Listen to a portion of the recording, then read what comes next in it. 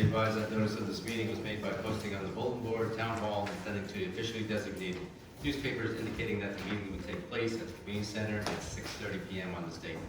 The fire exits are located in the far right corner of the back and to my immediate left in the front. Roll call. Councilman DeVito? Here. Councilman Haynes? Here. Councilman Hurley? Here. Councilman McDonald? Here. Councilman Salazar? Here. Council President Herzog? Here. Pledge of allegiance.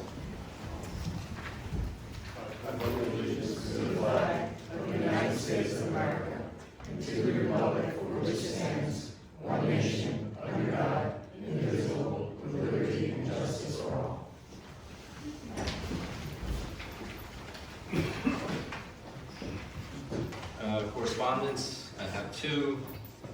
The first, road closure request for West Flag Block Party on Saturday, August 29th, near Borough, Rockaway.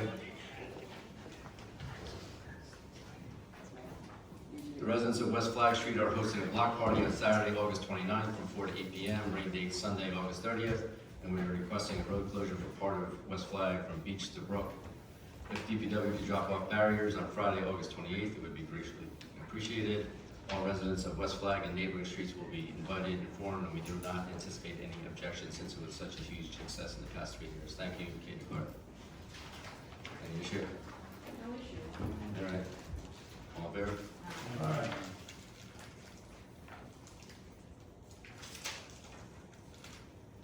And the second piece of correspondence, dear Rockaway Borough Mayor and Council and Memorial Committee. Thank you very much for the honor and privilege to serve as the Rockaway Borough Memorial Day Parade Grand Marshal on May 25th, 2026. The planning and execution was flawless. Also, thank you for including me in the Freedom Cherry Tree planting ceremony where the New Jersey State Senate and Assemblywoman Ora K. Dunn presented me with a joint legislative resolution recognizing my military service and service as Grand Marshal. It was a complete surprise and a humbling experience. It was a pleasure to serve at these patriotic occasions. We need more reminders of how magnificent this country is, our state, our borough, Rockaway. Thank you for your service to our borough. It is appreciated. Sincerely and Semper Fi, Robert Comer. That's very nice. All right. Next up, review of our 2025 audit. Councilman Haynes. Good evening, Mayor, fellow council members, and our public. With us this evening is Lon from the Savachi and Company. I will make sure that we give you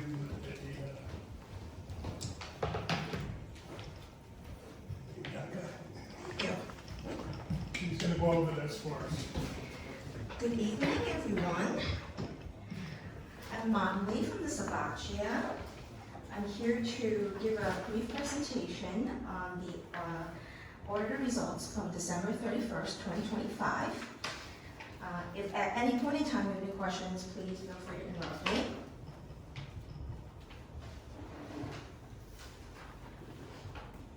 So I'm just going to highlight some of the, a couple of your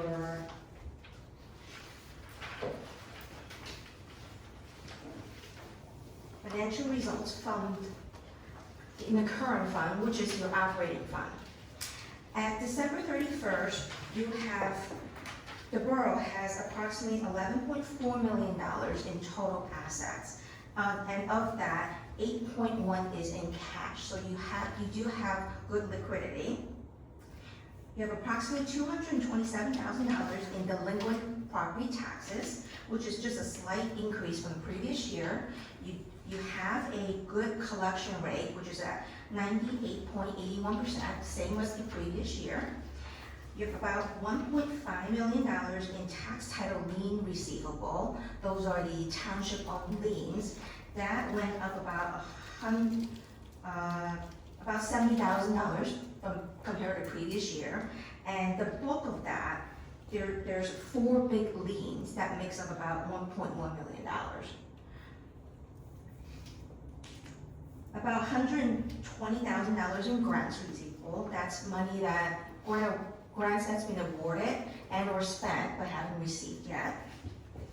$350,000 in special emergency authorization. That's the special emergency that you passed during 2025 for the reval. So you're gonna have to pay that off in the next 5 years, starting with the 2026 budget.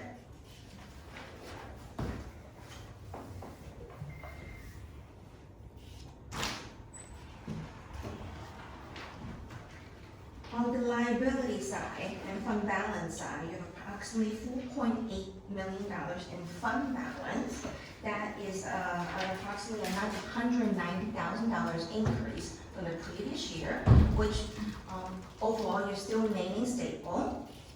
And the factors that contributed to your increase in your overall fund balance is ignoring the grants because it's offsetting revenue and appropriation. You have about almost a $300,000 increase in miscellaneous revenue related specifically to interest on investments. I understand that during 2025, you had negotiated a different term with the bank, and that's why you see that bump in interest earnings. And then that's offset by decrease in your UCC fees. Compared to the previous year, that's about $92,000 drop from the previous year. In 2024, you did have a big project that you received a big fee for that.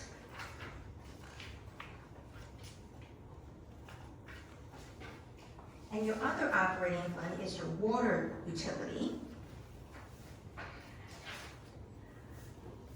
which at December 31st is about $1.9 million in total assets, just the operating fund. And most of that, about $1.6 million of that is in cash.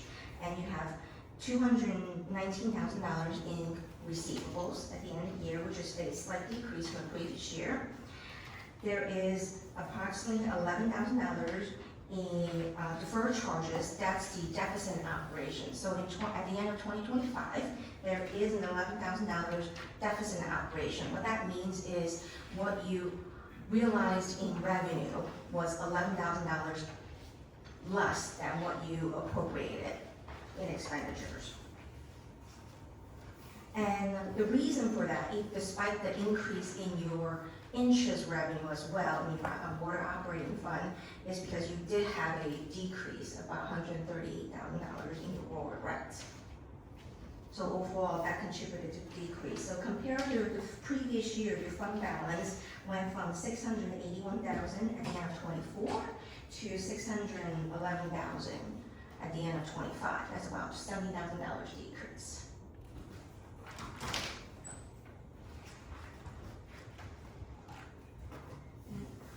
I would also like to highlight the amount of debt that you have at the end of this 2025 calendar year. In your general capital fund, you have approximately $3.785 million in bonds outstanding. And the last expected payment on that is in the year 2034. So you still have a ways to go. $3,815,000 in bonds outstanding in your water capital fund, and that goes out into 2040. And then in terms of notes payable, so those are the annual short-term notes that you roll over year to year.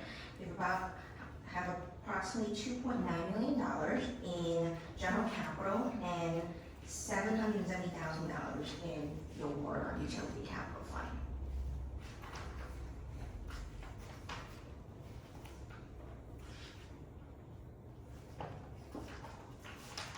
In terms of findings and recommendations, we have, the first one we have is relates to segregation of duties. So this is very common in smaller towns when you don't have the budgetary resources to be able to hire all these individuals to be able to properly segregate everything. But we're not saying that anybody is doing anything wrong in the borough. It's just because of how the duties are assigned, there is a risk, of course, that we have to make you aware of. And that this is a finding that we have in about, I would say 90+% of our municipalities. And that's just the reality of it, because New Jersey do tend to have a lot of smaller towns. And the second recommendation, formal recommendation, relates to fixed asset accounting reporting system. So that's also a common one a lot of towns don't have, especially when you have assets that dates back to a long time ago, let's just say, right? You might not have the actual proper records that support the historical value only back when. And that's why there is a recommendation for that. And then we have a couple of management suggestions in the report. One relates to federal and state grant fund, just reviewing, there are some older balances, so just reviewing them on an annual basis is always a good practice. And the second recommendation is related to confirming purchase orders, meaning purchase orders being approved after the invoice is received. And that's common to receive when, especially in smaller towns, when you might need to go and purchase and something on maybe an emergency basis, or maybe you don't have enough support in your business office or finance office in terms of but at the end of the day, all the proper approvals were obtained. It's just the order of when they were obtained. And that's it. If anybody has any questions, I am here to, I'll be happy to answer. A copy of the audit report will be available on our website. It's on the website as well as available at the front desk of the municipal building. Okay. And I want to thank everybody in the Borough Hall for their help and cooperation with the audit. Very much appreciated. It makes our process a lot easier. Thank you. Thank you. Thank you.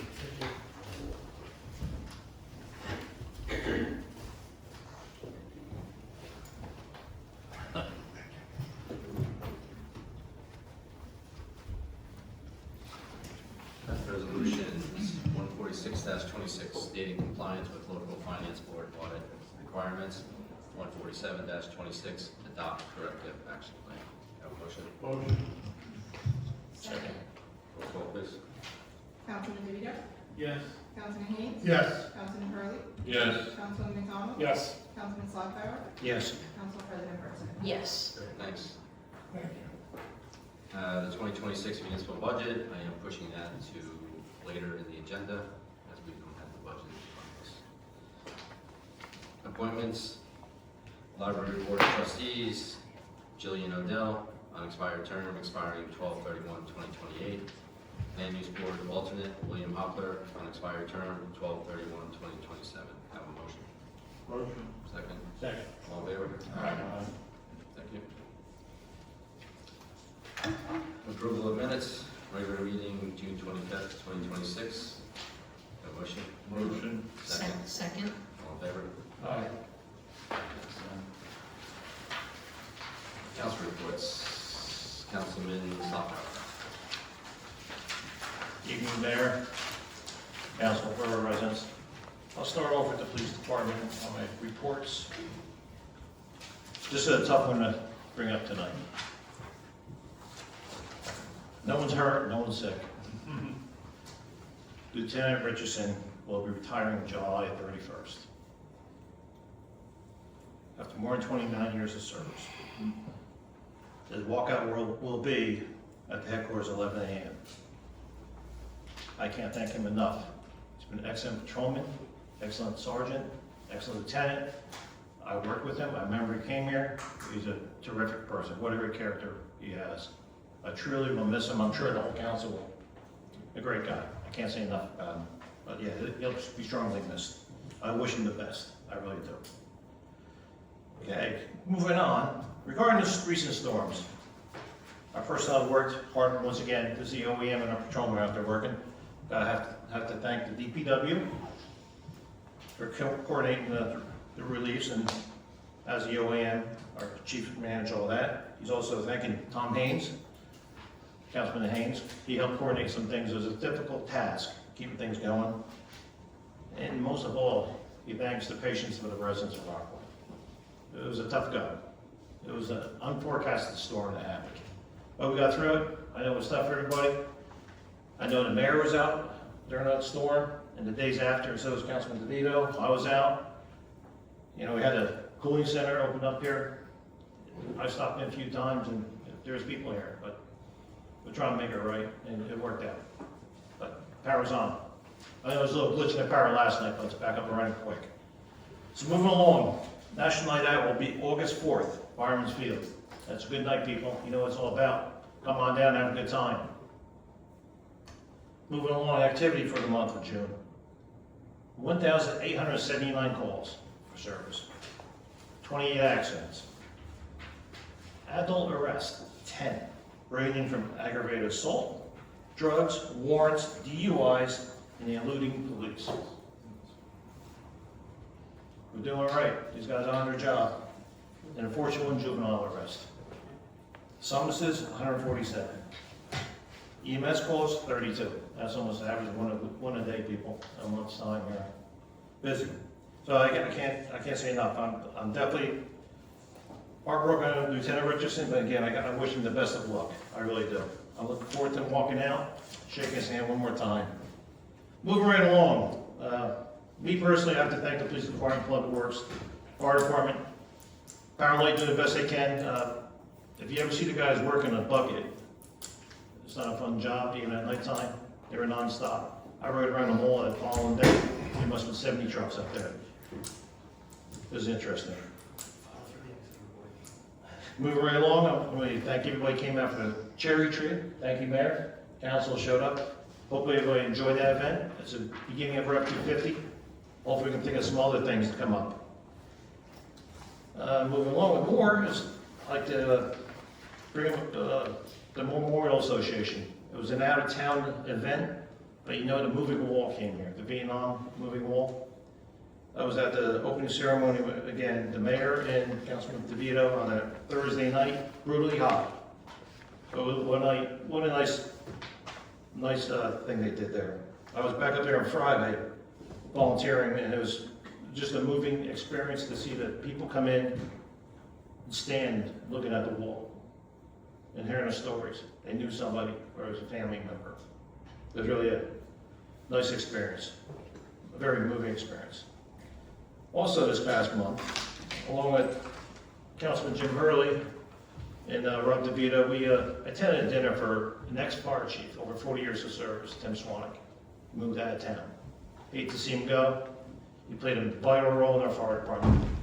Vital role on training, making sure all the calls were done, and guys were safe. Again, he was a chief more than once. So he's definitely going to be missed also in the fire department, but life moves on. He moves south. And Mayor, that's my report tonight. So thank you. Just a little side note, one of our new guys, police officers, he made 144 stops in 3 days. Wow. And one of them resulted in a massive drug bust. So these guys are definitely on the They're on the job. They're on the job, people. But thank you, Mayor. You stop and talk to them, how motivated they are. It's great. So it's just, motion to accept the report of Councilman Stockpower. Motion. Second. All in favor? Councilman Haynes. Good evening, Mayor, fellow council members, and our public. I'd like to thank Mon for coming out tonight and giving us a good overview of where we are with our audit.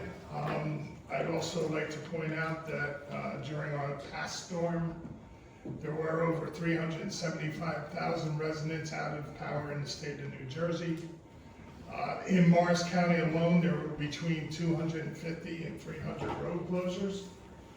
And in the Summit District, which is comprised of Berkeley Heights, Sterling, Long Hill, and other towns down there were over 200 broken poles, which were more than Hurricane Sandy. Massive event, over 3,900 electrical employees took part in it. People came from as far as Canada and New Mexico. I'd also like to echo Tom's comments about getting to see the wall. Very lucky that I did go early Friday morning because didn't get much to do the last 4 or 5 days, so I was happy to get out there and see it. Also, I'd like to thank Tom, Rob, and the mayor for setting up our cherry tree event. And that is my report. Oh, no, thank you. Before we move on, I'll get this eventually. I move that the bills presented to the Borough of Rockaway for payment by the borough, as evidenced by proper vouchers, be referred to the committee or unit contracting the same, and when endorsed by them and approved by the appropriate action of the council, that they are to be paid. Second. All in favor? Aye. So I will interject and do my mayor's report now, which kind of aligns with Councilman Haynes' report in regards to the storm. Obviously, it was a major event in town. Good number of residents lost power, trees came down, wires came down, poles came down. And, you know, I was able to get around, you know, talk to residents and certainly sense their frustration. And I appreciated the candidness of all those discussions. As part of that, I was on daily calls with the governor and her office, as well as JCP&L leadership, you know, talking about responses, getting resources into town here, and as Councilman Haynes mentioned, crews from all over the country were here. If you just looked at the license plates of some of the electrical crews, it was a representative and a great effort. And because of the devastation, some restoration had been delayed, but I think we're in pretty good shape now. But one of the things that will come out of this, certainly not in the beginning here, but you know, driving around, looking at power lines, looking at trees, and the risk that we still have, you know, with some of these large, older trees that are hanging over power lines. So it's the task of a property maintenance person to go around, evaluate the risk, and you know, we need to be proactive before the next storm. And that's one of the things that we will task him with. He's been doing a great job. I don't want to see this again. So, motion to accept the report of the mayor. Motion. Second. Second. All in favor? Thanks. Councilman McDonald.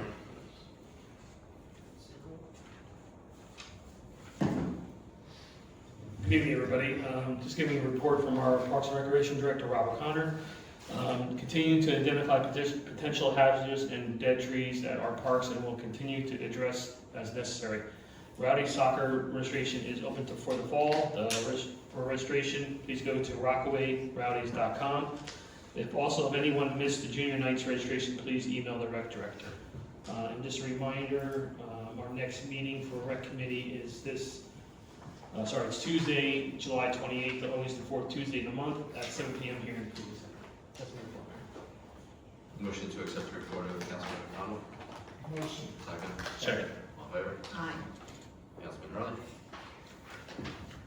Thank you, Mayor, fellow council members, and our members of the public. I'll start off with our DPW report, and as you can well tell, they started at about 7:35 last Friday night. Worked through the weekend, even though it was a holiday weekend, did a great job. I've thanked Director Nunn and his team, and they're still working out there. We still have sections in town that they're finding that we're cleaning up. So it was a tremendous storm, and all of our team in the DPW pulled together to keep roads cleared, hazards, barricades up where wires were down, and so forth. So they did a fantastic job. Continuing on, they're still working now, keeping the parks and cleaning up some of the parts of the parks and our fields, and keeping the town as clean as they can after the massive amount of debris that was thrown around. If you came in the back tonight, take a look at our new garden and our new area. We have completed, I'd say, about 85% of it. We still have to pour some concrete and set up the little seating area back there. I mentioned last council meeting that we've been encountering quite a few issues with water curb stops and replacement water meters in some of the older houses. This week we encountered a couple more that were pretty tough to get to. One on Hoagland, another one over up on the other side of the street, as Ed was chatting with me this afternoon. But the problem with these services are that they're old galvanized lines, and when our folks go to try and turn off the water at the curb, the pipes break. And so, as right now, we have got logged over 56 of them, more to come, but I'll keep you updated as we continue the water meter replacement and now curb box replacement. The other thing that goes along with that that's a challenge is that many times we have to dig up a sidewalk. We have to take a couple pads up and allow that to settle and before we can go back to restore. So we also have a list of those locations. Just a kind of a quick update again, if you want to mark your calendars and for our folks here in the public, starting on July 20th, Beach Street will be closed. There'll be a project to replace the road surface deck there. There'll be detours that are set up. We're coordinating detour routes and the work schedules with the county on that one. So I know it sounds like a long time, but they're estimating from start to finish, it's probably going to be about 90 days for that project to go through. And with that, speaking about bridges, I do have a quick update. For our East Main Street bridge replacement, we received a letter from the Morris County engineer for bridges, and we are right now in phase 2. There are 3 phases to the design of the East Main Street replacement. They completed the first phase, which was the local concept development study, and that was completed in 2022. And now they're advanced to the second stage, and they expect that work to begin this year and completed by the spring of 2027. The third stage and final stage is what's known as final design, and that estimate is about 24 months with the engineering group. So if you total it all together, and they put this in big bold letters, we are a minimum of 4 years out before construction. So just look at your calendars, and that's not going to happen until 2030. So if you do have any questions, or you want to take a look at their website, which they keep updated from time to time, it's East Main Street Bridge at gmail.com. East Main Street Bridge, all one word, lowercase, and they will, as they said, keep us updated. There will be public meetings and a opportunity for the public to comment when they finish phase 2. So as soon as that comes out, we'll keep you updated on that one. In and around town, I did attend the fine cherry tree planting a couple Saturdays ago over at Lakeside. Nice ceremony over there, and again, thanks to Mayor and Councilman Slockbauer for pulling that all together. Quick reminder, Historical Committee Cars and Coffee, a week from this Sunday, July 19th, 9 to 1. All cars, all years, all makes, all models. So please come out. We have 2 DJs. We have food supplied by and offered by the Riverside Shop, and hopefully we just keep our fingers crossed for good weather. And that's my report, Mayor. Thank you. Motion to accept the report of Councilman Hurley? Motion. Second. Second. All in favor? Councilman Tito?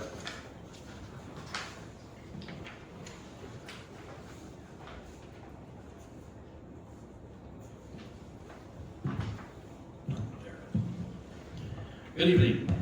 I'd like to thank, first of all, the police department for their response during the storm. There was only a few officers on duty, and I know how it is working during the storm, so I give them major credits with all the road closings. The DPW, the duty truck guy, I saw him drive past my house 100 times with barricades to help out the officers.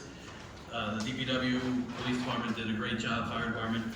I'd like to thank the mayor for his response in opening the cooling center for the residents without power during the weekend. There were quite a bit of residents here, made a difference. I'd like to hope that we have good weather this Saturday for the fire department's fireworks, starting at 5 p.m. with the live band, and if you need 50-50, there's only a few tickets left, so bye. And I'd like to, in the resolutions, just discuss 14826, 15126, and 15226. And that's my report. Motion to accept the report of Councilman Tito? So moved. Second. Second. All in favor? Aye. Council President Richardson. Thank you, Mayor. Good evening, everybody. Just want to reiterate the amazing response from our fire department, our police department, and DPW for the storm response. It was incredible. They worked long, hard hours. On July 1st, the fire department met for their monthly meeting. They scheduled drills on July 9th and 11th. They report that the annual family festival is July 11th, starting at 5 p.m. with the best fireworks around. The department accepted the application of Jessica Wasix for membership. She will be assigned to Truck 413. Bill Hopler was removed from his leave of absence and returned to active duty. May I have a motion to approve the actions of the fire department? Motion to approve actions of fire department. Second. All in favor? Aye. Thank you. The Fire Department Committee will meet next on July 16th at 6 p.m. to continue discussing the language around fire volunteer incentives. I attended on June 30th the Rockaway Pride event that was held at Tavern on the Rocks. It was really nice. The next Board of Health meeting will be on July 14th at 6:30. And I just wanted to ask the Ordinance Committee if there was any update to the ordinance about Duck Street. We have not met yet. We're planning a meeting probably later this month. Perfect. That's my report. Thank you. Motion to accept the report of the Council President. Motion. Second. All in favor? Aye. Mr. Attorney. Good evening, everybody.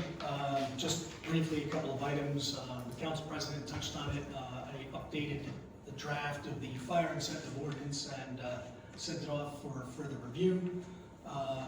There is a data center ordinance on tonight, which I worked with the planner and our land use board attorney to find, and I hope make one that is solid to survive any type of challenge. And then lastly, just to follow up on a question, I think it was from the last meeting, regarding the RPM development and the pilot agreement. There is a pilot agreement. It's been in place since, well, I guess it depends on which version, but it was initially implemented in 2020, and then it was subsequently amended in 2021. So to the extent that the public is curious enough to open it, there is a settlement agreement, a financial agreement, an amended financial agreement, one ordinance, and I believe 2 resolutions, or possibly 3, but in other words, we have everything. I had actually second guessed it because I couldn't remember, but apparently my memory was not as good as I'd like to think in that regard, but everything is all squared away and everything's in place and that's done. And that's my report. Thank you. Motion to accept the report of the attorney. Second. Second. All in favor? Aye. Great, thanks. Board of Administrators. Thank you, Mayor. Obviously, the last week has been a difficult week for the borough. The heat wave during a major national holiday followed by the violent storms. After the power outage, the community center was open on both Saturday and Sunday. I saw the mayor in action, checking on our residents here. And then on Monday and the rest of the week, the library was open and operating just in case anyone needed a cooling center or some power for their electronics. During that time, our staff were actively monitoring the streets that were hardest hit. The residents of West Flag and Harrison were the last to have power restored in the borough. I was on the streets on Monday and returned on Tuesday as well to review the damage and scout continued property maintenance issues with our property maintenance official. Over the weekend, I also received emails related to trees on West Flag, which were followed up with a number of property maintenance complaints regarding one property in particular.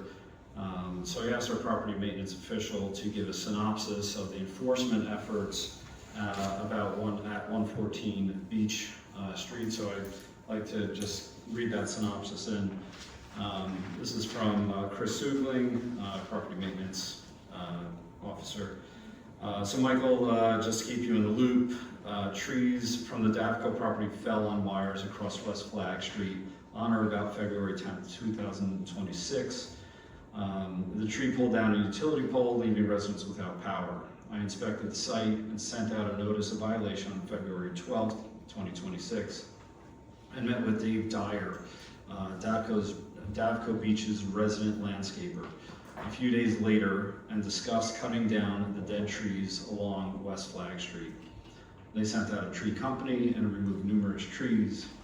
Upon re-inspection of the site and meeting with residents on West Flag, who were very concerned with additional trees, I then requested a meeting with the owners of Davco Beach. I had a meeting with a representative from Davco named Abe. We drove around the site and West Flag Street, identifying approximately 15 trees that needed removal. Within the next couple of weeks, that tree company came out and cut down numerous dead trees. I spoke with some of the residents of West Flag Street again, and they seemed satisfied at the time with the dead tree removal. So that was as of a couple days ago when I asked them to give me a synopsis. So the enforcement that was requested was carried out, but even with that enforcement, you can't stop all happenings. This time, it was a live tree that fell during the storm, not a dead tree. So while Mr. Sugley and I were at the site, we noticed other dead trees or leaning trees that can pose danger to other properties, and they will be addressed. There's very little enforcement that can be done on live trees that are not showing signs of damage. But as the mayor noted, we are going to have a targeted enforcement of watching the power lines and seeing if there's anything that we can do to encourage or address some of these issues of power outages that we're having because of the trees. I did, over the weekend, go to see the wall with my family and was able to find a relative that was on the wall. It was a very solemn occurrence, experience, and I was actually surprised at how it moved my kids. On non-consent 153-26, just for clarification, I mentioned this in one of our previous meetings. This is not an additional position, this is a change of title. So it is not adding any personnel to the office, it is a change. 155-26, and the reason why it is on non-consent is that it is a late add. I just received notification from the applicant that he is willing and very excited about coming on board. This is appointment of the Water Supervisor, and all members of the council have interviewed this individual. He had 2 rounds of interviews, and I think he performed very well. And if he's as detailed as he is in his due diligence of finding a job here, I will tell you he is going to serve the municipality very well. And hopefully he's here for a long time with that excitement and that focus on detail. That is all I have for this evening. I appreciate it. Thank you very much, Mayor. Thank you. Motion to accept the report of the administrator? Motion. Second. Second. All in favor? Order clerk? Councilman, which resolutions did you want to talk about? 148, 151, and 152. I'm sorry, 148, 152, 151. Okay. Resolutions 149-26, approve issuance of special event permit, family festival. 150-26, approve submission of NJ DOT grant, Jackson Ave and Union Street Road resurfacing project. Can I have a motion? Motion. Second. Second. Roll call, please. Councilman DeVito? Recuse for 149-26, yes for 150-26. Councilman Heath? Yes. Councilman Hurley? Yes. Councilman McDonald? Yes. Councilman Slagfire? I agree, 148-26 to 150-26. I do have questions also on 151 and 152. Council President Richardson? Yes. Great, thank you. Turn the floor over to Councilman DeVito on 148-26.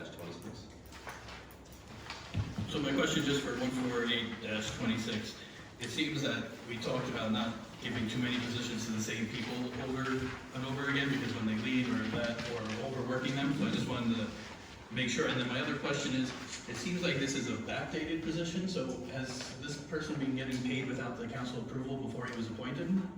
Because in the resolution it says backdated to December of 25. So that's my question, was the action taken without council approval? I was not here at the time, so I don't know what action was taken or how he was appointed. I did not look up the appointment resolution. I know he has been, let's just say, holding the line up to this point as far as recycling is concerned. Yes, I agree that when you pile stipends and other tasks on top of people who are already tasked with doing a monumental amount of work, you can get a little bit messy and also get backlogged. I know he is excited about continuing with the training that he is going to receive, but besides that, I have no other comments. All right, so I'll look to table resolution 148. Can I question something on this? Sure. Weren't our previous two recycling coordinators both DPW superintendents? Yes, but they were certified. Oh, he's not yet certified. That was- And this resolution is required for him to get certified. Cannot join the class without having this resolution in place. Very When does the class start? believe that the deadline to have this paperwork in, that may be wrong, but I believe it's Tuesday. I don't think we have any choice then. He needs to get certified. There, not that I know too much about it, but just that I didn't anticipate this coming up, but there are also grants that are dependent upon being having a recycling coordinator in place. I don't know what the scheduling is as to whether this would affect that, but it can at some point if it wouldn't now. Yeah, I believe we're already past the grant stage, that was in April. I'm The sorry. grant stage was April, Okay, that's already past that stage. all right, so we'll lock in this for this year. If he needs to take this course, I'd say we move forward with the resolution. I'll second that. Yep. But I do want to amend the resolution that the letter to the Office of Continuing Professional Education is that we're confirming the Borough of Rockaway has designated Ed Nunn to complete the recycling certification series and pursue certification as a certified recycling professional. Mr. Nunn currently serves as Borough Director of Public Works, and as of July 9, 2026, was designated by formal resolution to serve as a Borough Recycling Coordinator. If there's any additional information to support Mr. Nunn's enrollment or certification, please contact the Borough Administrator. So I think, from this point moving forward, I look, as Mr. Nunn as the appointed recycling coordinator, but to the point he was not appointed or certified to be the recycling coordinator prior to this date. And my question is, did he receive payment for this without being certified? Without appointment either, or? I will find out if he was paid for this prior to this date. It says it does say that. Excuse me, we're not open to the public. Sorry. So could we vote on this? As As the way you stated it. from July 9th, that he will be appointed the recycling coordinator, but we still need to investigate previous to this meeting. Fair. Motion for that. Second. All in favor? Aye. Any nay? Thank you. And then 151-26, I just have a question, especially with all the trees and everything. I know other towns have arborists, and and do a townwide study. Have we ever had an arborist, or have we ever done a townwide study who's actually determining our dead trees? And like, are they certified? Have they been to training classes? Do they go to the shade tree convention every year? Do we even send anyone to the shade tree? I know that's a new question for you because you just got here, but I just got here, so I'm just asking, do we have anyone go? Because I know I've attended the shade tree for the municipality that I work for, but and I know you get insurance credits or whatever for having that. So do we have an arborist? Have we had a townwide study? I remember us calling in an arborist years ago when there was a blight, but that was like a special circumstance. And then our tree companies, owners, do have, I believe, arborist certifications that would act. I don't know if we've actually deployed them as an arborist, but obviously their opinions in regards to dead trees is. Mayor, if I may, in other municipalities, I've had certified arborists as members of the staff or professionals that could be accessed if we have to call them out. It's not an exceedingly expensive venture, usually a few hours every month or so.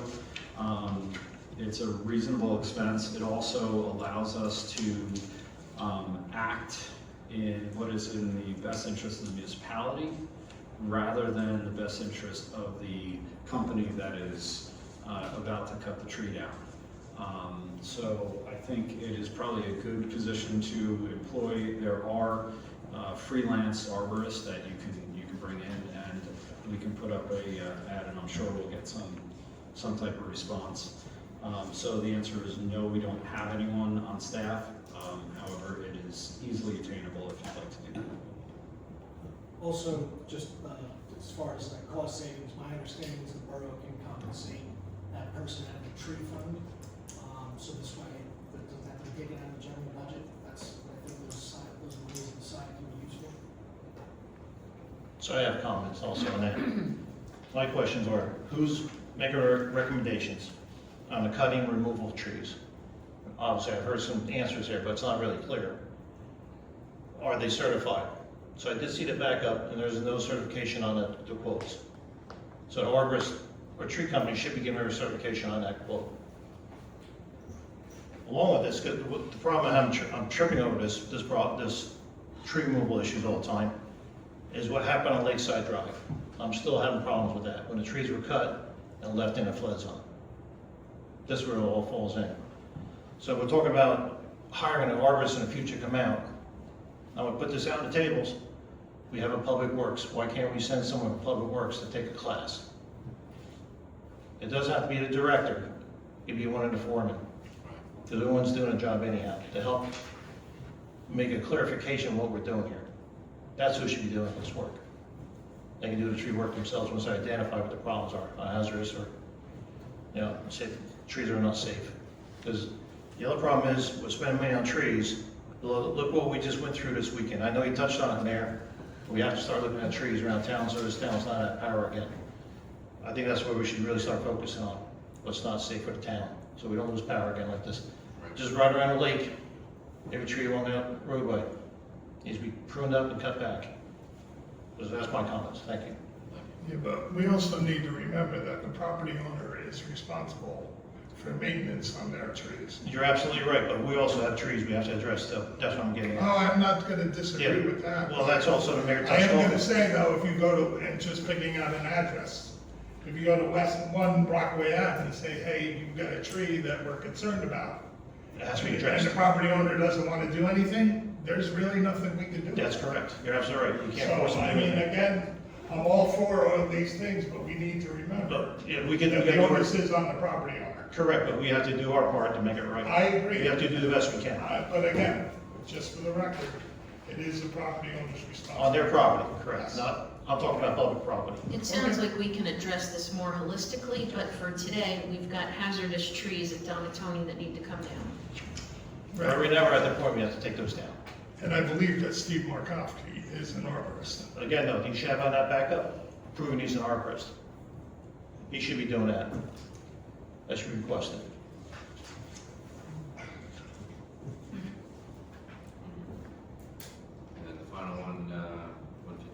26. Just once again, the employee is being designated as the representative. Do we have a policy in place? When was the last time the policy was updated? And shouldn't it be someone from DPW that is a supervisor or the borough, because they deal with the CDL drivers, not the rec director? Should he be doing recreation and not dealing with CDL drivers from the DPW, a totally different department? Okay, that's a great question because it is, does seem to be there's some type of incongruency there. The DER position is something that has to do with drug testing, maintenance of CDL licenses, and making sure that everyone who has a CDL license within the borough and is using it on behalf of the borough is up to date and free of substances. The change of DER representative, actually, even before that, the borough employment handbook has two individuals that are identified.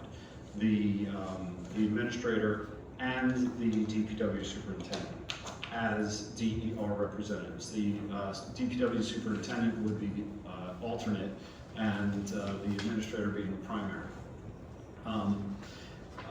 When we met with Mike Thompson, who is our risk control consultant for J.A. Montgomery, who is through our JIF, he recommended that it not be anyone within the DPW walls because, including in this situation, the DPW superintendent has a CDL, and this is primarily to manage the CDL licenses. So they would be privy and aware of any type of upcoming drug testing that would come, and they would be subject to that drug testing. As a alternate, we looked at who the JIF representatives were, which was myself and Rob O'Connor, who is appointed as JIF. I chose Mr. O'Connor to fill in because it is right in line with the JIF responsibilities. I recognize that there needs to be a change, whether in this resolution or in the personnel manual at some point in the future. But it was discussed with our risk management consultant, and they said that that was a very good alternative to having somebody inside the DPW. So I realize there is some type of, incongruency there, but that is probably our best case scenario. Is it necessary at this point to appoint an alternate? We should have somebody. We probably do not need to have two people at this point. So if we amend that resolution and appoint a main representative, which would be myself, that's fine. I can handle the first round of testing and all that stuff, and then as soon as the personnel policies are addressed, and I'll wait for guidance from the governing body as to what we're changing that to, we can make that change, and then we can follow up with the Then we alternate. follow up with how the handbook reads as far as this, any resolution change or things like So we do need an alternate for this position, right? So the alternate, so as of now, these are scheduled events, scheduled testing, not scheduled, but like per quarter, we have to have a certain amount of testing done. These are random tests. Are we contracted with the company to do Yes, testing? we are not contracted, but the JIF is contracted. The JIF is The sending it. the JIF has a company. If we choose not to use them, we can pay for them out of our own monies, but the JIF does pay for the testing. And they suggest we have an alternate. They suggest, well, it is a recognized position for two reasons. If the primary is out of contact for any reason, vacation or anything like that, and there is a suspected drug or drug interaction with an employee that is showing up or at work, there has to be some type of immediate response. I'm not saying that our JIF members can't supply somebody to manage that, But having somebody in-house here as a designated employer representative is important, because at that rate, there's nobody that's representing the borough in that. So why wouldn't we go ahead and allow the rec director to have that position? So you could be the I mean, I'd say give it to Kim, but she's got more than enough to do it, right? So you could be the main one, and we can use the GIF as the alternate. I can, no, because you can't officially designate somebody who is not an employee of the borough to that position. So it has to be, Intern or. they would send somebody that essentially is a consultant that could manage the process, but we would still be without a, Alternate, but you would be the main.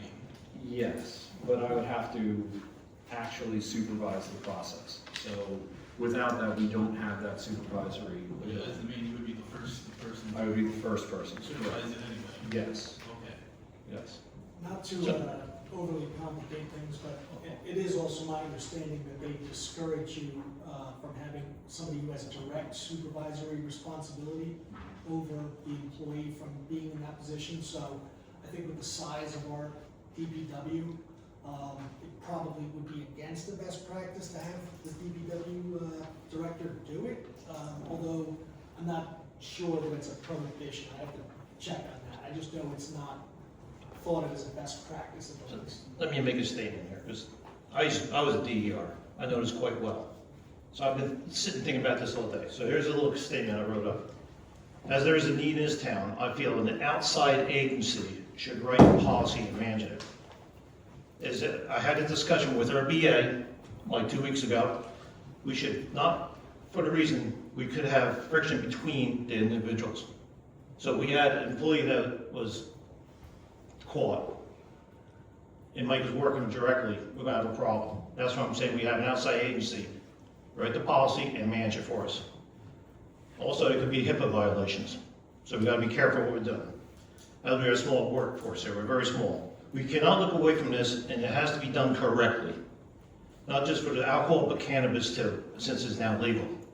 That affects CDL drivers. This is a serious issue, and it cannot be overlooked in the workplace. And a non-biased person with the knowledge is the only way to protect the town and the employees. A new policy should cover all employees. You have to understand something, people. CDL drivers, they go to a clearinghouse. If they caught in any town, any state, we hire him here. In any 50 states, we get notified if they're working here. The red flag comes up. If it's recommended, you don't hire that person. So that's why I look at it. I really think we should find a consultant to write a new policy, and we adhere to those words by, policy by word, and have him manage it. Mike could be the go-to guy. But we need someone outside of this, so there's no friction, because they work side by side. Public Works, Town Hall, buildings department, inspectors. The police department has their own policy. They're covered, they're safe. But we're open right now. We're open. When was the last drug and alcohol testing? We have not had any since I've been here. So we are in violation. Well, The Department of we Transportation. have a responsibility to provide a certain amount of tests based upon a yearly basis. Interesting enough, when I asked who the last DER in the borough was, and it was you. That's what I recommended. We have our own. That's why I recommended bringing an outside contractor, a vendor, to write a new policy and help manage the program. You have to understand, people. When this individual goes, he goes to the counselor, and you don't get no reports back. You have to wait. We need someone with that knowledge to manage it for us. It's a heavy load.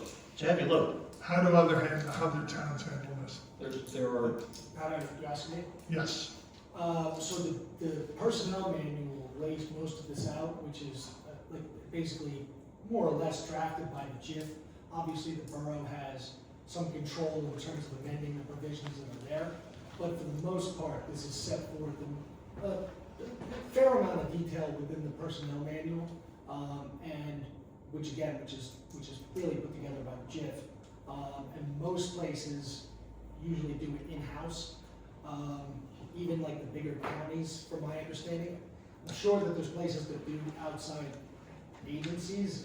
I couldn't name any off the top of my head, but anyone I'm familiar with really doesn't now. So what would your suggestion be? As far as that, I think that's a policy decision of what's, better for the borough. I think if they follow the JIF policy, I think it's compliant with the law. But obviously, I think the councilman put forth a good argument that might not be the best practice, even though it might technically be legal. And I think that question would really be one for the council, not me. I actually agree that there are some consulting experts out there. One who actually taught the class that I took part in, and they will come in, they will analyze your policy, they'll address any inconsistencies with the law. They'll set up essentially a handbook of how things can get done. But I don't know if we want to take the process out of what the JIF has already set up for us, unless we want to pay for all those additional tests. So I would say a consultant would be great to make sure that we are on sound footing and all of our policies match what should be done. Once that's in place and we find an alternate, we'll be made whole to move forward. And by the way, by me saying that you were the last DER, I wasn't saying that as something that, I was pointing a finger. I was saying that as we haven't had a new person in this position since you left Almost 6 that years. position. So in 6 years, we haven't had somebody in this position. So we're taking a step in the right direction, and we're moving towards that. I am happy to say that we haven't had, any major happenings since I've been here, but it is something that we should take care of. I'm all for us getting the policy right and using a consultant to do that, but drug testing happens in the employment settings day in and day out. It's prevalent in healthcare. We can get this right. We've done this successfully and dealt with the person that ate brownies at the picnic and didn't know what was in them. I mean, we've dealt with this before, so let's just not overly complicate it. Let's get the policy right, but then I think we have good people within our town that can manage this. Well said. So what's your recommendation, Council President? I'm fine with this resolution just as it's stated. If we want to consult with an outside entity to review the policy, it's fine, but we need designated people that are going to put us in compliance now to get this drug testing done as it needs to be. And what do we do if an outside consultant gives information that our JIF doesn't agree with? Are we then going to pay for our own testing? I think we need to research that position and that consultant to bring them in. Maybe we have a discussion if they can identify. I don't think there's going to be identification of conflict. I think there's probably going to be identification of how we best handle certain circumstances. So I'm going to agree with Councilwoman Burnside on this. I think we should move forward for the time being as is. I think we should appoint Mike and not violate our policy that says that the DPW superintendent should be in there. We don't need an alternate right now. I think we should appoint Mike, review our policy, update our policy. We could just meet with our JIF consultant and see if they have an updated copy. We don't need to go to outside testing because they can still be our provider of testing. So at this time, I want to move with Mike as the main and keep the alternate position open. It's been open, the whole position itself has been open for the last 6 years, so at least filling one position is a good step. We don't need to fill both right now, and we can go and update our policies. I recommend, stick with Mike for now. Mike, you would have to call, I recommend you call a contractor. Someone, see how much it would cost to write a new policy and help manage the program. So we keep it clean. Again, that's why you will not have any conflicts with employees. I'm trying to remove you from the altercations. Because it will happen, believe me, it will. I think that that's just as our audit report was. There's a problem with a small town and the number of people you have, and unfortunately there's overlay in how tasks and roles play themselves out. This is one of those that we can't really avoid. But again, drug testing happens day in and day in, you know, in labor settings, and this isn't, I think we're complicating this.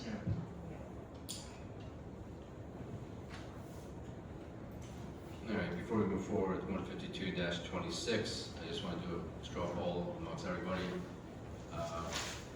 Basically, appoint Mike with no alternate, or appoint Mike with alternate as described in the resolution.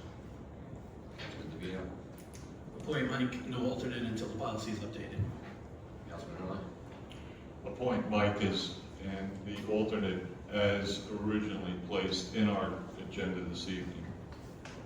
Councilman Slocum, Again, as a former DER, appoint Mike until the policy is updated. Councilman Haynes, Appoint, or agree with it as currently written. Mike is the primary and the rec director is the alternate. Councilman McDonald, Agree as is on the resolution, also look into like updating and looking at things as soon as possible and revising if necessary. Council President, Yeah, agreed. I think it's fine the way it is. To the point that was made earlier, putting responsibility all on one person.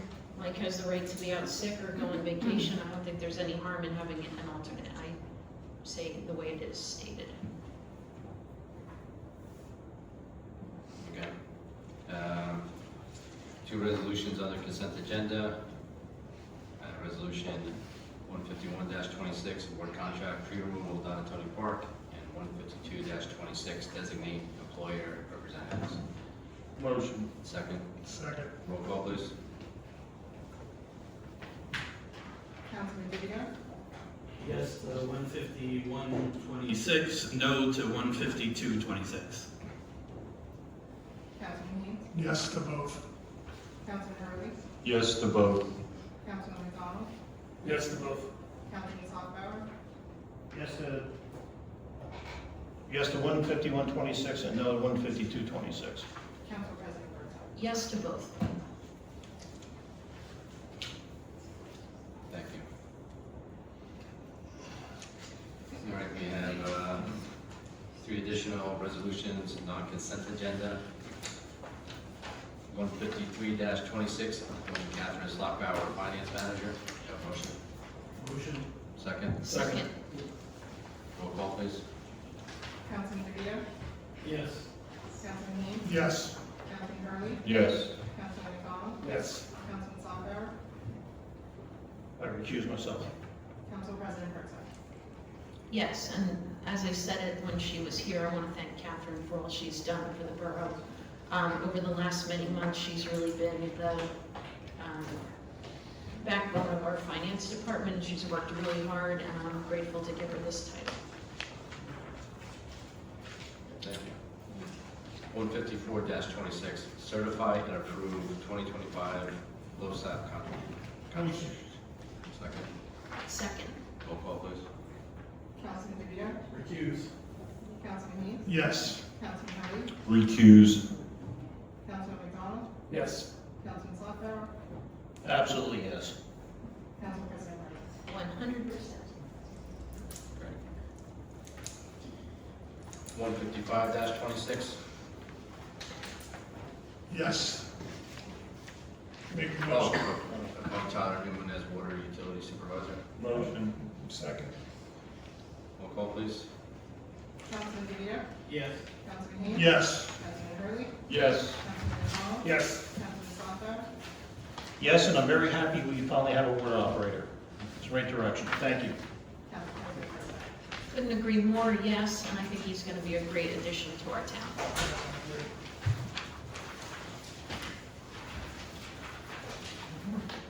We have one ordinance for introduction, 26-16, amended chapter 169 entitled Land Use Administration and Procedures and chapter 172 entitled Zoning of the Code of the Borough of Rockaway to clarify the meaning of data processing and storage facilities, as that item is used to attend in existing ordinances and as a separate, distinct from the term data center as it is presently understood. Can I have a motion? Motion. Second?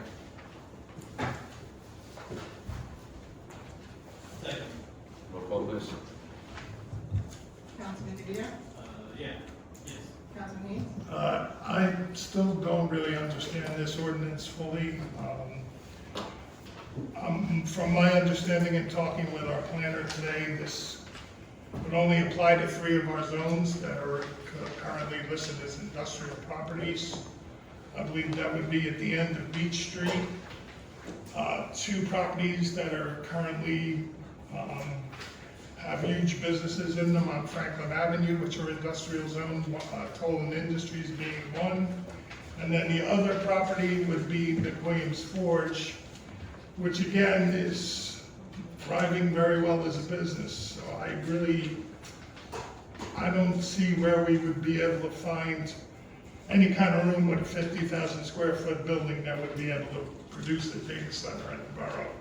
So again, I have to question why this is even being brought up as an ordinance. Again, we have people concerned all over Facebooks about removal of trees.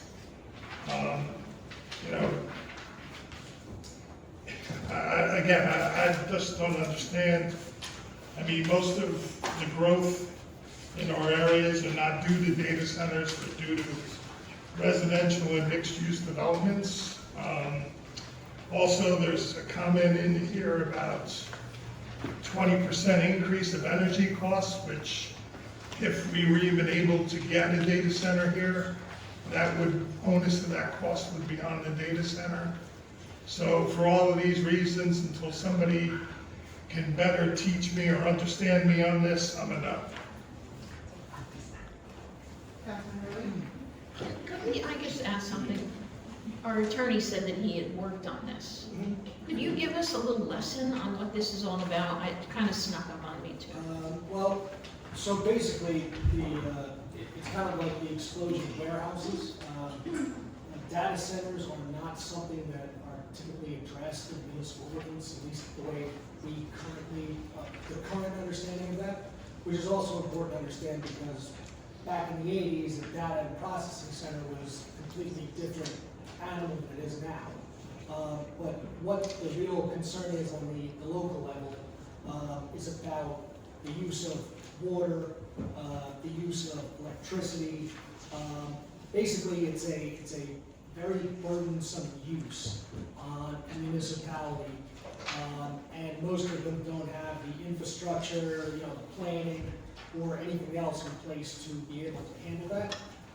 So, first and foremost, at the very least, whether you ban it or allow it, I would think it's important to have definition language in there, so it is something that's addressed. I mean, the worst thing you could do is not have it addressed at all in your code. So, the definitions, I think, are, regardless of which way this went, would be important to make sure that that's distinguished from another type of use. Because right now, for example, the HT LI and the GLI both allow data processing centers, but that is a different, and storage facilities, but that's a different connotation than the current meaning of data center. So again, I think at the very least, whether you're for allowing it or against allowing it, I still think it makes sense to address it in your code, because the worst situation you could have is when somebody appears before the land use board and your code is completely silent on a particular type of use. So I do think it's probably important to address in some fashion.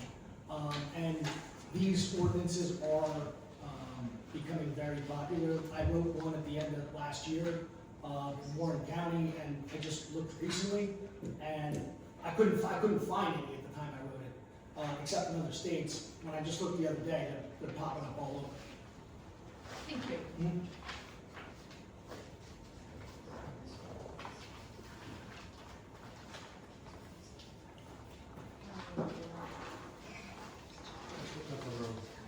Councilman Rowley? Data centers come in a bunch of different shapes, sizes, and Excuse me. Sorry, I'll take on my phone.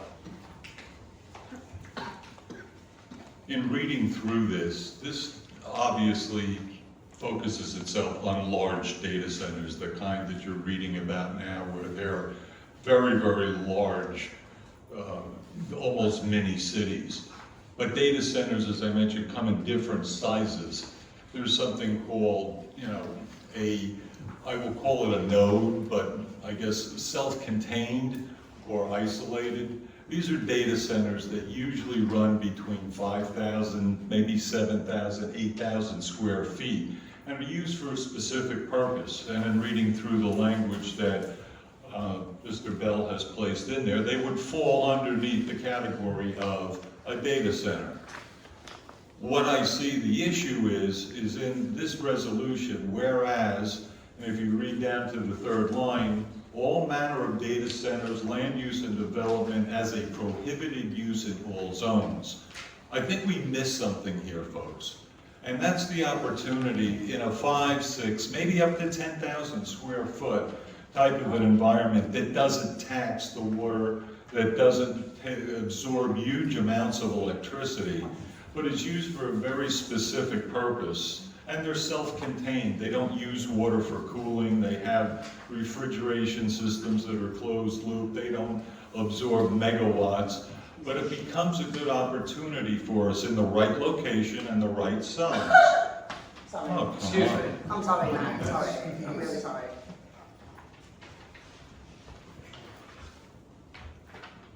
To take a look at the ordinance, and especially those terms in there, all manner and as a prohibited use in all zones, and consider what we would look at for the opportunity for high-tech ratables, because that becomes now a new opportunity for us. We have, as Councilman Haynes mentioned, a number of moderate light industrial and manufacturing zones. Franklin Avenue, you've got the lower part of Beach Street, or the upper part of Beach Street, Stickle Avenue, where we have those kinds of buildings. And I would really not want to see us box ourselves into a corner, but rather look at what's realistic and what a good opportunity would be for say a developer or a company to come in, and maybe they want to renovate a space, maybe they want to start off with 5,000 square foot and move up. But these are isolated types of data centers, not the things that you see that are, 5,000 acres and the size of a city. So as it stands right now, I'd really ask as a member of the ordinance committee to go back and look at that language in there and maybe come up with a realistic type of an opportunity for the borough to add to its ratables, but then restrict these large data centers. So if I, just asking and going to the chairman of the ordinance committee, if he would be receptive to pulling this for further discussion, and then come back and revisit it after we've talked to professionals about that opportunity. The roll call was already called.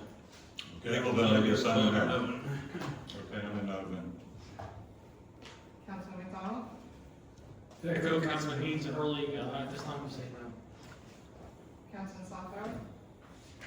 I heard everyone's opinions around the table. I've spoken to other people, other towns that have ordinances coming up doing the same thing. They do make a quality of life issue.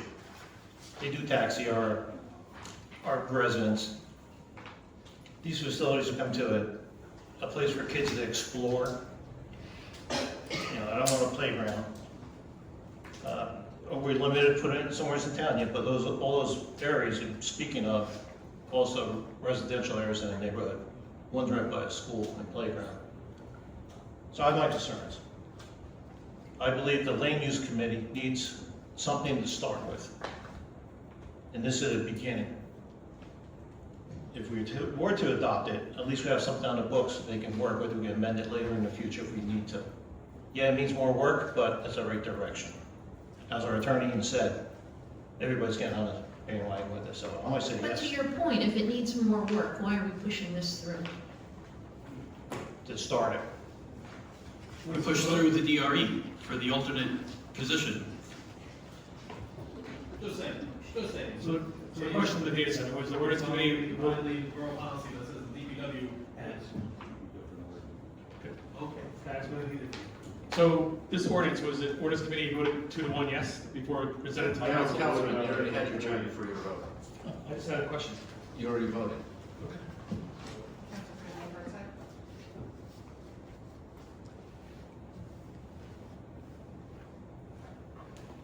I don't understand this ordinance, I'm gonna say no.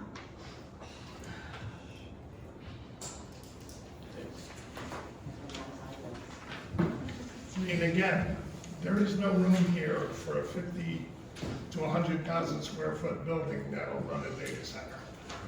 I agree with a lot of what Councilman Hurley said. I didn't really have the time to speak as eloquently as he did. But this definitely needs more work. And if there is a smaller data center that can come in here and we can accommodate it, we can certainly use the report. I'd like to suggest a different procedure for these introductions. I don't feel like we get them early enough.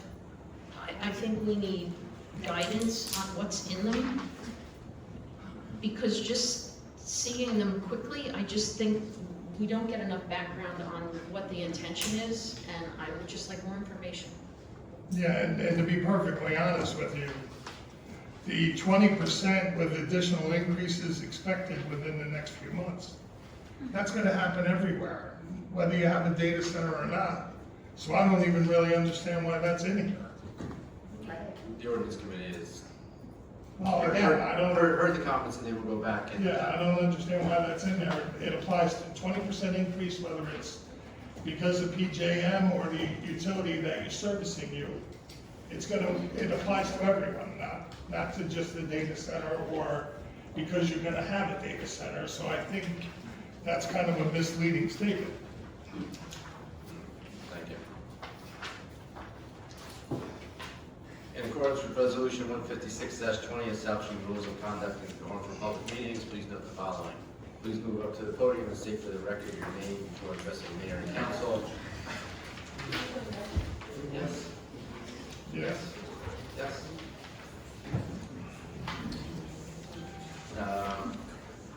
All public comments, questions, or remarks will be limited to 5 minutes within a single turn at the podium. I'm moving back to the municipal budget.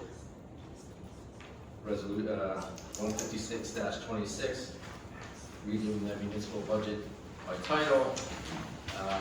Whereas Chapter 259 of Public Laws 1995 amends the local budget law, NJSA 40A-4, and sequence to provide that the local budget may be read by its title only on the date of the public hearing.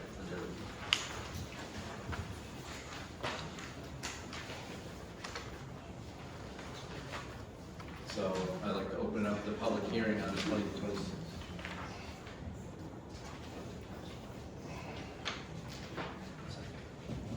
I will open the public hearing on the 2026 municipal budget. First, I'd like to do a roll call on opening the budget. Councilman Do I have a motion? Motion. Second? Second. Roll call. Councilman DeVito? Yes. Councilman Dean?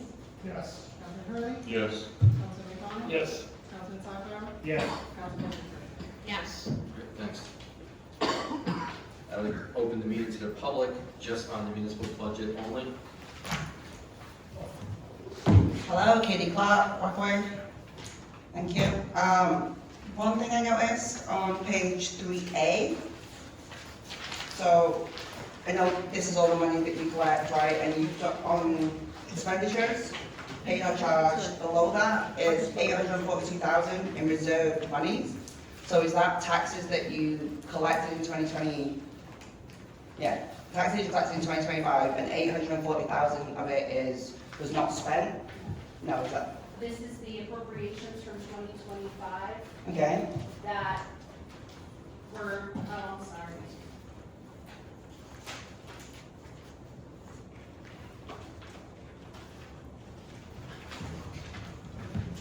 These are appropriations from 2025 that were unspent, that are held back for any late bills that are received that Okay. need to be paid out of the 2025 budget.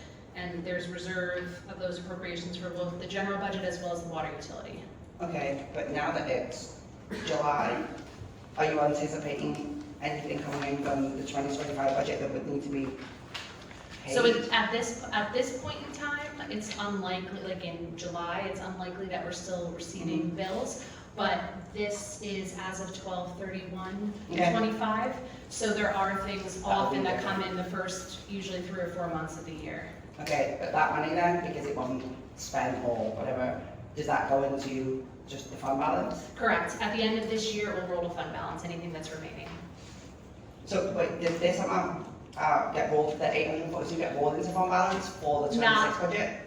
So the 842 is what was unexpended from the 2025 budget at 12/31. Those funds are held aside for anything that comes in that relates to 2025 that needs to be paid out of those funds. As those funds are used to pay down to pay off 2025 obligations, that number will decrease. Whatever is remaining of that 842 at the end of 2026 will roll to fund balance. So it will not be 842 because there's definitely stuff that has been paid out of that, but it will roll directly to fund balance at the close of this calendar year. Okay, and that's something that you should be able to track in subsequent budget documents, how that... You will see the role of the remaining reserve in the fund balance schedule that's in the AFS, but you won't see it in the budget. I guess you maybe would see it in the budget document in the... I'm more just trying to get a sense of like, hey, we collected $12 million in taxes, almost 900,000 of it was reserved for payments. You know, is it truly, you know, if there's only 600,000 left, I just kind of like to know that amount, that's all. But no worries, thank you.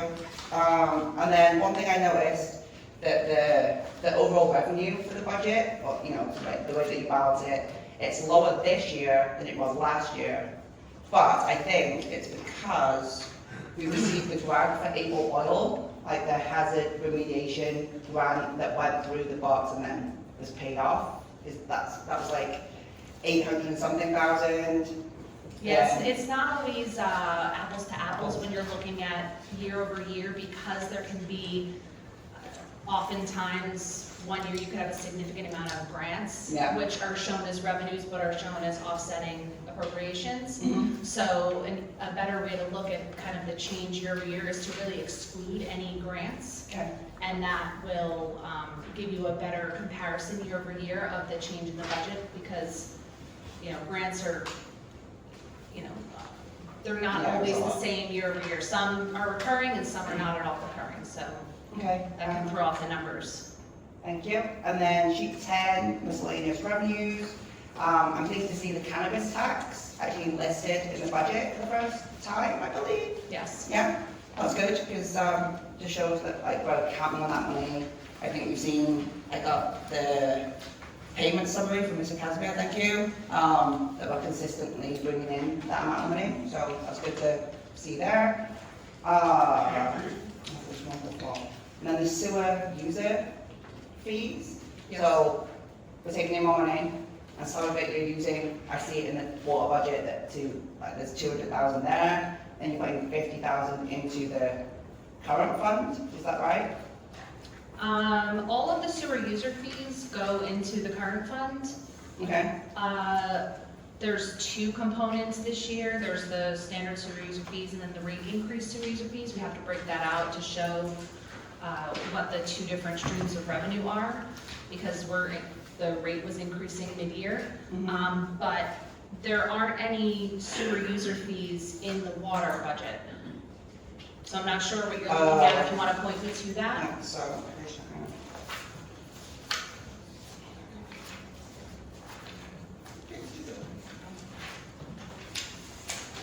hey, what page is it? What guys? All right, sheet 31.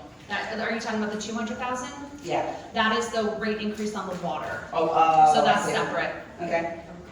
So the sewer fees go into the general? Correct. Because we pay the expenses for sewer out of the general budget. Okay, thank you. Thank you, Katie. I may have some follow-up questions, just because you got a motion to carry the adoption of this till the 23rd. It's just the adoption. Yeah. This is a public hearing. We're Okay. not doing any more public discussion. Okay, I just wondered why you would do that, you have no, thank you. Thank you.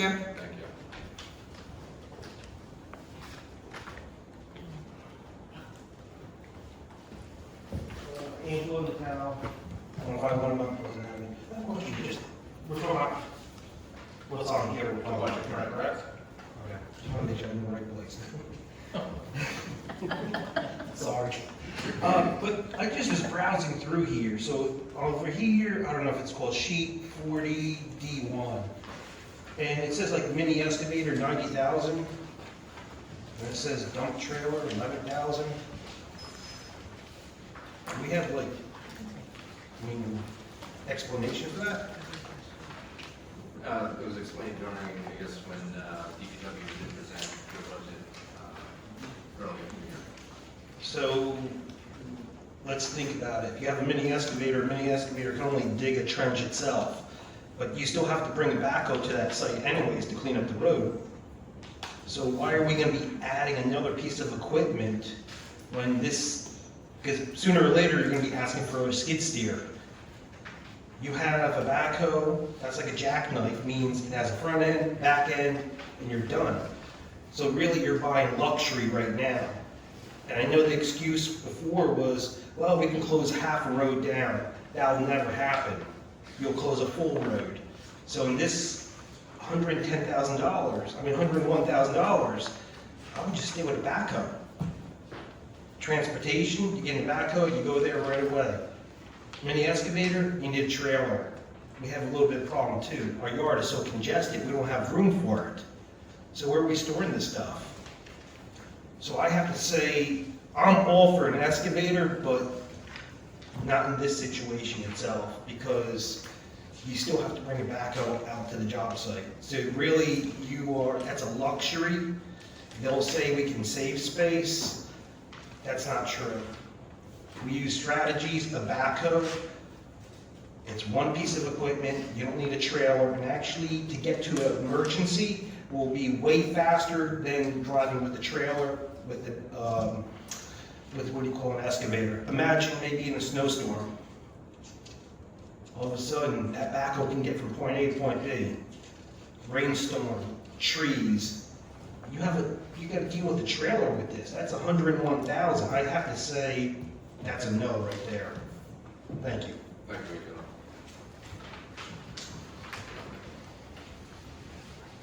Bonnie Hook. First of all, thank you for handouts. That's the first time we've ever got handouts, and I appreciate that. I've always requested them in the past. Mine is just minor, a couple little things, not really minor, but the same old subject that I've talked about for years would be the minutes. I did an over request and to find out what was on the budget. I know, what was in the budget. I'm on the budget. I did an over request of what was requested on the budget, this program, and how much it cost. It was $1,188. With the money we have, I am totally embarrassed of the council that's been here for so many years, and me complaining for 5 years about these minutes not being on the website, that nobody has done anything. And it also includes, and I have no problem paying $1,000 for her to do her help a job, but 5 years we've done nothing. And now all of a sudden, it's like, oh, get her what we need. Come on, 5 years, and I've been doing it for absolutely no cost, translated minutes, the whole thing on YouTube. Why are we even paying anything? Can anybody answer that? And what does this do that YouTube is not doing for free? I mean, I would like an answer on that. Should I, before I go on to my next question? Well, we can get an automatic transcription with some of these tools. But we can get automatic translation with YouTube too. And I'm not even saying that you shouldn't do it, if that's the program you want for this little bit amount of money. But you know I'm not, because 5 years I've been requesting it, and I've been taking my time to take these meetings, and not one of these council people who've been here a long time have ever said anything, have ever agreed nothing. We have no minutes for the health department, no minutes on, and even the minutes that were approved last meeting, they were not Fine, can we stick put to the up. budget? All right, well, that's the budget, well, they're not put up, okay? And then she's also getting a stipend for the health department to do minutes, and they're not up either. So I'm concerned on how we're spending our money, and if she's too busy, why are we piling up with all these jobs? It just doesn't make any sense. And I think, and the other thing is, I'd like to know, what is the salary, the extra salary for the drug testing for that position? It's just an appointment, there's no stipend, so it's just like. No stipend, okay. Okay, that's it on the budget, thank you very much.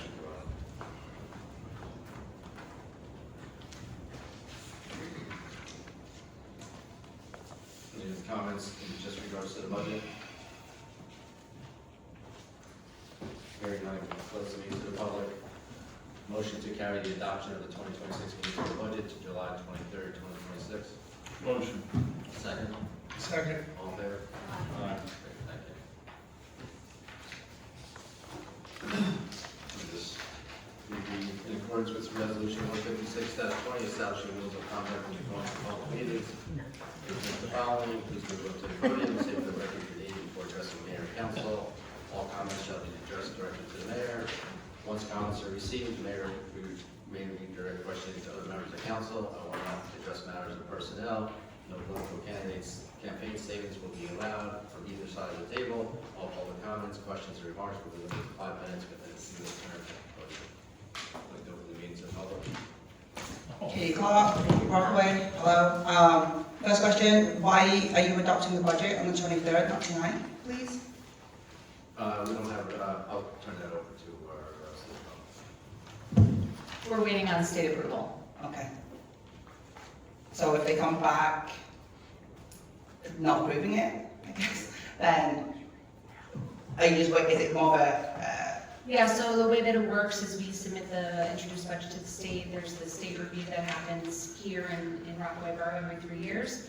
So we're working through that, that process with the state, and then they will approve the budget for adoption. I don't expect there will be non-approval. okay. It's just a matter of the process, honestly. Thank you. And then I want to talk about the data center ordinance. I was all ready to get out here and give everyone props, even give Mr. Bell props for what he said, just about making sure that the definitions are very distinct within there. And then I heard what Mr. Haynes and Mr. Hurley said. I think it's like short-sighted of you to say, oh, well, that building, that property can't have a data center in it. Like that,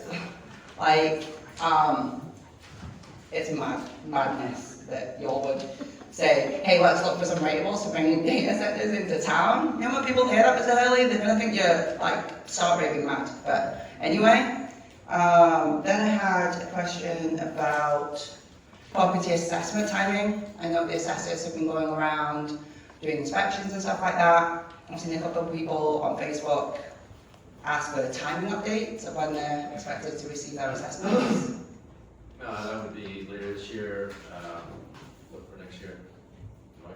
We can find out what percentage they're done with the municipality at this point, and then project out from there when they will have a final report. Once that is completed, we can start moving forward with the other elements of this. But this is really stage one in the reassessment at this point. So I'll get back to you. Okay, thank you. Publish it somewhere. That'd be great. I had a question actually. I just might know about that one. Do you have any update on the overages for the East New Street project, Mr. Mayor? Mr. Overages for The East New Street project. So last time I was here, I think it was about a month ago, I asked about the change order for East New Street, and Mr. Casimir said he'd follow up with me. There was a meeting between, I know, I wasn't there. I believe I had the data with me at that point. I did not bring it tonight. Okay. I will. I'll email you. If you email me, I think you see that I am fairly good at responding to your emails and the specific requests. Thank you very much. To reiterate what Bonnie had said about the minutes, I was sat here earlier looking at what minutes were available. I don't typically use them because I'm usually at the meetings or I'm able to watch the videos posted by Bonnie. But I did go on the website. It's really not good. Right? There's 13 meetings this year of Mount Council, including the budget, which you just had a public hearing for. You're going to adopt next week. None of those budget meeting minutes are up. So there's 13 meetings that don't have minutes and only 5 that do. Board of Health, there is 1 set of minutes, January, March, February, March, April, they're not done, and the May meeting was cancelled. Same with land use, there's a few that actually they haven't been done since June either. I know that Colleen left, but I'm pretty sure like that's not following the goals. Also on the finance page, the sewer rates notice is still the 2021 one, so you may want to update that to the 2026 one. Thank you for the updates on the pilot. I don't want Mr. Ball to take all my time, but thank you for sending those resolutions. I will look into those. I think it'd be good for you all to explain with the building opening soon what those agreements actually are, so the town understands and the residents understand how much we're getting from that development for the next, 30 or 40 years, whereas it's not simple, hey, they pay their taxes like everybody else.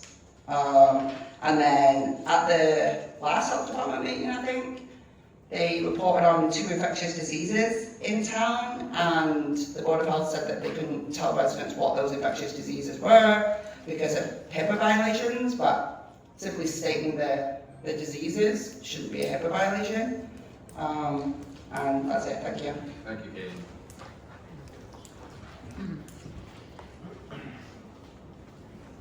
Hi, good evening. Wendy in town, 151 Mount Pleasant Avenue.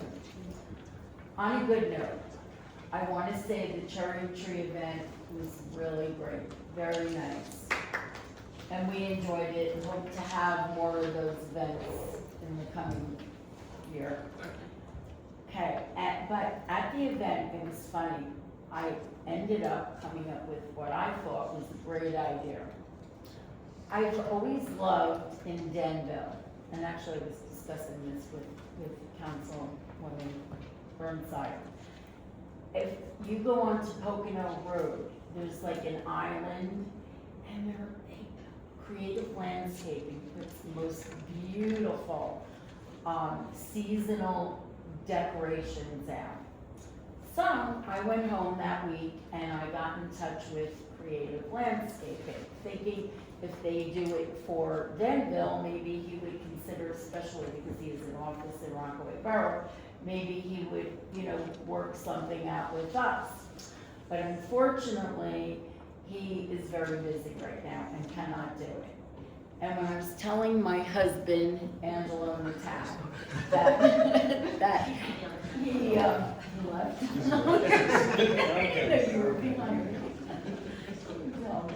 Okay, well, anyway, he said to me, this is a piece of cake. We could do this ourselves. And of course, we don't want to do anything above the gardening committee club. We'd love to work with you guys. My husband said at his own cost, he'll pick up the cost of this to do flowers and props and do something very similar to what Denville is doing.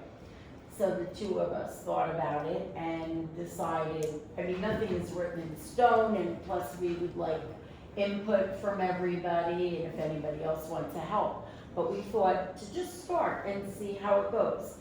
3 seasonal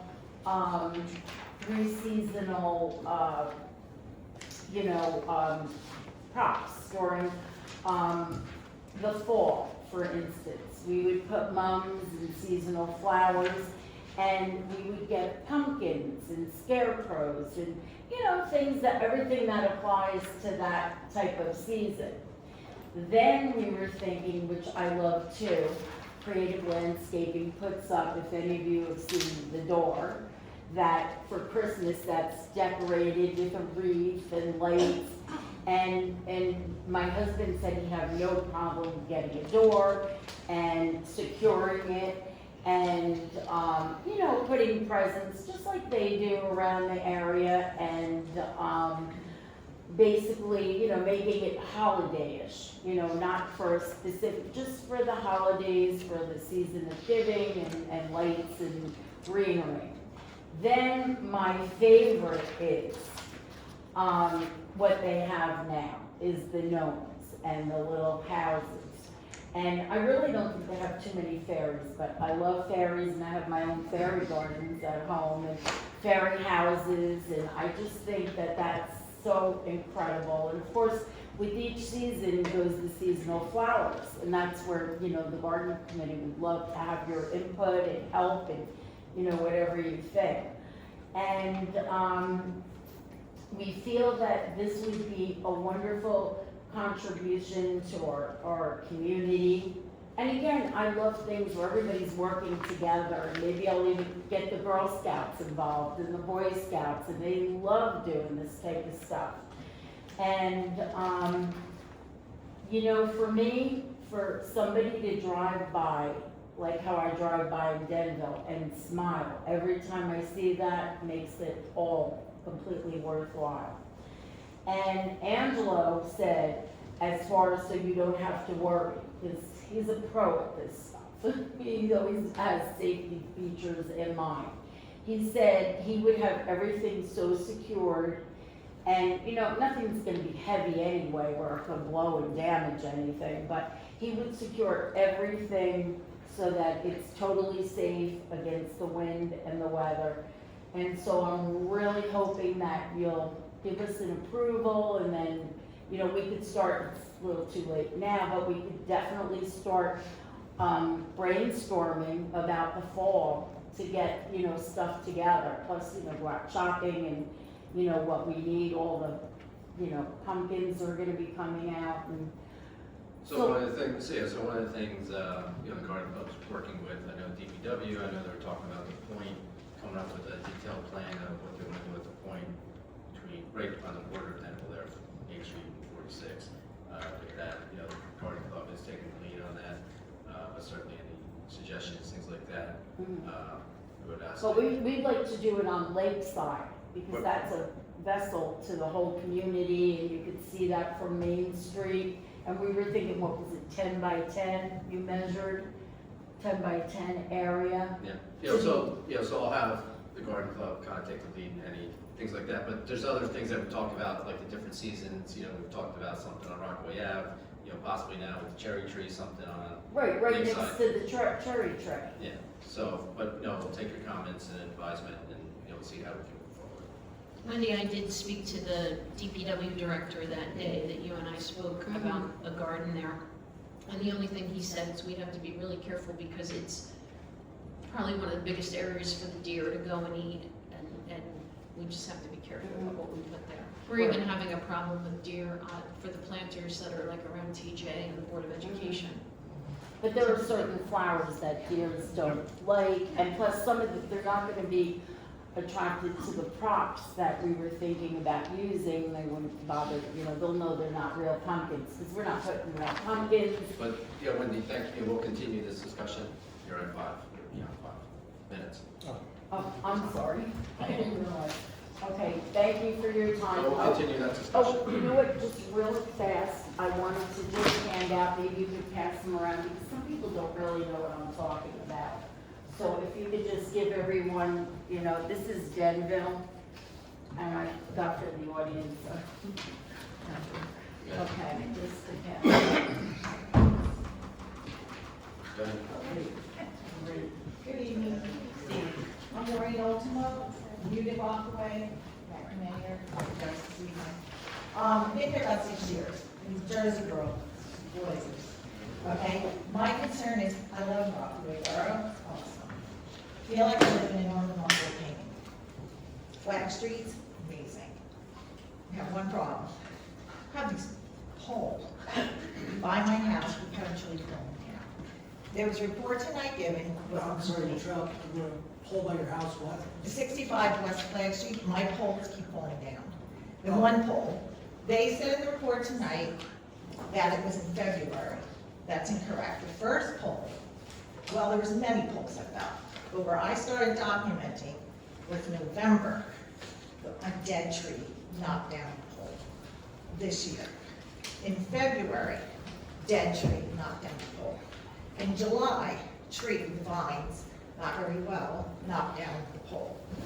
Prior to that, there were other poles left there from other poles that had fallen. Now, we have a video if you need it. Our concern is this. We understand that that property is owned by the Davco Group from Brooklyn, bought it like 5 years ago. Government took it over during World War II, and that's why there's the no fence to make military equipment. So in every town, as I talked to the mayor I lived in Rockaway, in Belmar, Tinton Falls, Toms River, power lines never allowed to have trees above them. But usually those trees are on the land owned by the town. We have quite a problem here because the factory, when it was built in the 1800s, state-of-the-art, #1 in the country, go Rockaway, right? But then there was a farm, but then this neighborhood was built around the factory. So where a factory would be an industrial park, and if a tree fell off ours or the back of the industrial park, no harm, no foul normally. Our flag street is in between this factory. So part of our street is the tree line of the factory. So if they don't maintain that property, which they haven't since I've moved there, deer dies there, they don't care, the smell goes all over. All right, so there's other issues, but in reference to the trees in the power line, my husband and I have been working on this since we moved in. First, we had to go through the Board of Health to get the tree in the back down that would have hit our grandchildren on the swing set. But now, we were told after November, which was the original of this story, not February. So if this was addressed in November, which they were in violation of the dead trees, hence February, July would not have occurred. However, we have been dealing with Chris, and we have been dealing with Davco. We tried, because I incurred thousands of dollars worth of pipe damage in February.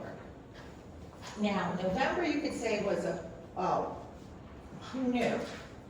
But February and July was predictable. Jersey weather, 100-mile-an-hour winds is normal. It's worked for my whole life. That's not unforeseeable. When you don't take care of your trees, you let vines grow up them, disease, bugs, they might look alive, they're dying. One tree falls, and now over the years, these trees are huge. They're monsters. Okay, so we have tried, we were told that they are in violation. That was in November. So Sal's been working, my husband, with the town, with everyone to communicate. Chris came out and he said, finally we got an answer, 15 trees. We thought those 15 trees were Flag Street trees. So in addition to working with you all, we tried working with Brooklyn on our own, saying, we want to be a good neighbor. I'm not into lawsuits. It's not my thing. You're my neighbor. I want to let you know this is happening. Kids play there. People walk their dogs there. It's a neighborhood. We don't want anybody to die or get hurt, house on fire, whole block goes up. Not okay. That's predictable. So after we sent them pictures, so Davco Group says they weren't notified, and I told the mayor, we have the emails, because my son-in-law's a police officer, and he said, get emails, because we originally called him. We have the emails to them saying, February, your dead tree, knocked down our power line. My husband is 70 years old. It was freezing, it was below zero. We had to get our son-in-law to risk his life to drive out. When I say a tree goes down on my house, my wires get ripped out immediately. I'm black. The wires also go across my lawn, across my car. You're at time. And the lawn. So one of the things, we are going to be more proactive, or Chris will be back out, we will be looking at Davco. But the main concern I have is that fine line where you don't own the property, right? But yet it affects your residents. We can, violations. So that's what I mean, do we need to do a group action, do we need to, whatever you need from our neighborhood to team up with, because I already have to sue them for my February bill, but, because they claim it's not their fault, everyone says, price insurance, it is their fault, But I'm So- just saying, going forward, Thank you. how do we stop that tree? Because Just- the tree that's gonna kill my Thank you. family is still up there. Just so everyone's aware, you know, the report that I read was, you know, an update on the action that happened from the February storm. I know that there were other issues prior to that on that site. There will be additional action related to trees that are identified as potentially leaning or leaning on live trees that are currently there, trees that may be half dead, trees that may be covered with vines. All these things were discussed when I was on site, and we will probably have some action taken in the next 5 days or so, so next week. Is there a way we find out in the neighborhood? We don't comment on the actual assessment that's given. I think you can probably OPRA them if there were violations that were issued, and as long as they are completed, I believe that's really I don't know if there's a limit to when you can Just do for that. a quick note, we were told an arborist had to look at it. We will continue to have those discussions Yeah, with but you were Mr. told an Kessler. arborist before, we were told an arborist had to look at it. So we assume those 15 trees was done by an arborist. We That's what was will communicated to us. continue to monitor and address that issue. Okay. And it is a high priority of mine to make sure that there is little influence that comes off of that property onto anyone else's property. That is my goal. Thank you, because our lives are in danger. Thank you. It missed a family of 4 by half an hour. Any other comments from the public?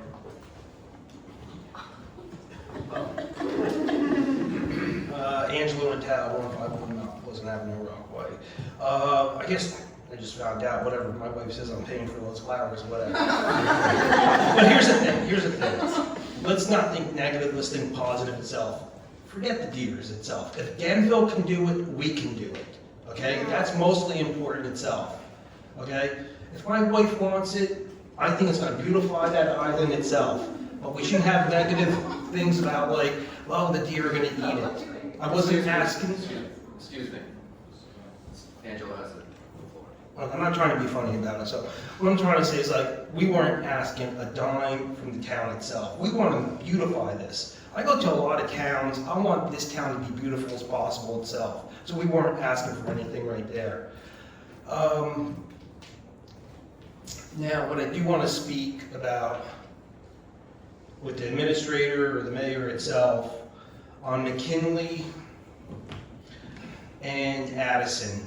It was about like less than 2 years, the bond itself. Remember we had that meeting with the engineer itself? I had talked to Mike about it before the bond runs out. So I'm not trying to bleed the town because the bond money for that, the water was ponding on the road itself.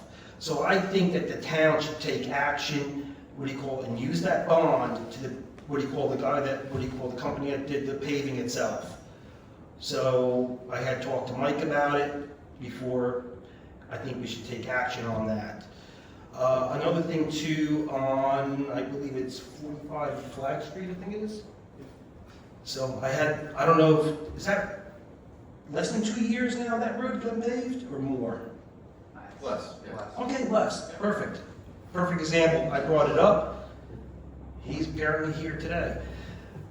Again, bond money itself. I'm not asking and pleading the town itself. I'm asking the town to do their job, to go to the contractor. You have a 2-year bond itself, and therefore they're getting water into their garage itself. I did bring this up, but apparently before the last administrator always said you have to bring a homeowner there. Apparently we have one over here. His garage gets flooded from water. So I do expect where the town makes a phone call to the contractor and to use the bond money itself for that. I guess he'll explain about that too as well. And as for like Carolyn itself, for her like sidewalk problem itself with the water issues right there, and I know the administrator is trying to do, he's really a lot of stuff going on. You're looking for a permit, forget the permit. Your zoning officer is the key itself. We gave all the keys itself for the zoning numbers itself that the zoning officer should be applying. And Carolyn, I guess, will explain to you when she stands up for her house itself. Now, I have a stupid question now. For the town hall, was it an emergency act for the roof itself? They already did a new roof over there for the town hall. Why is there like a black landscape piping hanging off of there like an elephant? So we are trying to prevent water from going onto a specific part of the roof. I saw that a number of weeks ago, asked about why it is hanging in such an awkward position. It's the only way that we can get the water off of the roof without allowing to go through another section of roof. It has to be like that in order to get the pitch to get the water out. But after they did the roof, after they did the roof, there's no more leaks, am I correct? Correct. Okay. Correct. But I mean, why not have the roofer incorporate that with a nice leader drain itself? I mean, that's a landscape pipe. That doesn't belong in there. The roofer, I believe, has indicated in the next couple of weeks, he'll be doing the completion of the rest of that project. And once that is completed, that pipe is going away. So now the other part, going over the fire station, you declared that as an emergency itself. Under state New Jersey itself, that's not an emergency because now we're actually 7 months or 6 months since you not you, but the last administration granted it. So really, you're playing favorites because if it was an emergency, it would have been done already. So we're playing favorites itself for what do you call roofers itself, or contractors. I know you told me you were afraid of a lawsuit itself, or a contractor, but really... I wasn't here, so I don't know what the... No, but you've been here for 6 months, right? Yeah, but So is it emergency? Thank you. Well, Thank you, Angela. Hi, Don Hunt, 45 West Flag Street. I'm not going to beat a dead horse. Thanks for coming out to look at the trees. One thing I'll mention about that though is please look deeper into the woods rather than just on the power lines. There's about a half dozen trees that when they come down it's 50-50. They're going to come through my living room, my bedroom. So please go deeper into the woods and look at those. To touch on what Anthony said, ever since West Flag got paved, the water runs down West Flag directly into my driveway and floods my garage every single time. Light rain, my garage is an inch of water. A note on Ordinance 2616. I work in data and AI. Mr. Pye did a really good job writing this up. It's really good, which is why it's disappointing that there were no votes. And I'll say, Mr. Mayor, if your council members don't understand data centers, they shouldn't be voting on data centers. And if they think there are small data centers, then they don't understand data centers. This should have been an easy one. This was a no-brainer. No's on this are ridiculous. And you shouldn't be here if you don't understand data centers and you voted no on this. Thanks. Thank you.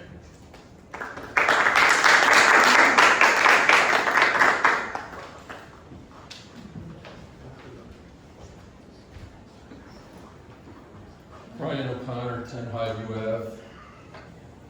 I'm going to be very brief. I just thought it was very enlightening and refreshing to see the ordinance that were introduced tonight and to see exactly where everyone on this council stood on each of those issues. Thanks. Any other comments from the public? Hi, Carolyn Kearns, 15 West Black Street. Still dealing with the same problems going on 10 years now. If I never brought this up publicly, I don't think any discussion would be happening. So I appreciate what some people are trying to get done, but could you give me a status on the progress?